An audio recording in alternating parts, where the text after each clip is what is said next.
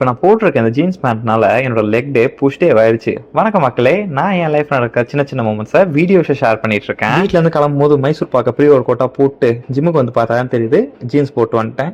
சரி ஓகே, வேற வழி இல்லை, அப்படியே லெக் டேவை புஷ் டேவாக மாற்றிக்கிட்டேன்.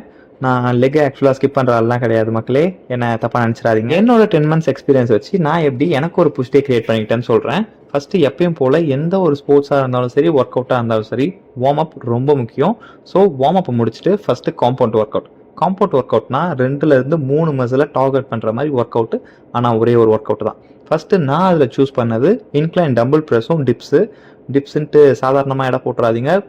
குழந்தை இவனை மறக்காமல் உங்கள் ஒர்க் அவுட்டில் எப்பயுமே வச்சுக்கோங்க. அதை முடிச்சுட்டு ஷோல்டருக்கு சீட்டை டம்பிள் ப்ரெஸ்ஸும் சைட் ரைஸஸும் பண்ணிக்கிட்டேன். இதை முடிச்சுட்டு ஷோல்டர்ஸை பார்த்தீங்கன்னா வச்சுக்கோங்களேன், நல்லா தகன்னு எல்லாம் எரிவானுங்க எல்லாம் பயங்கரமா. அதையும் முடிச்சுட்டு ட்ரைசெப்ஸ்க்கு 2 வேரியேஷன் போட்டேன், ஆனால் வீடியோ எடுக்க மறந்துட்டேன்.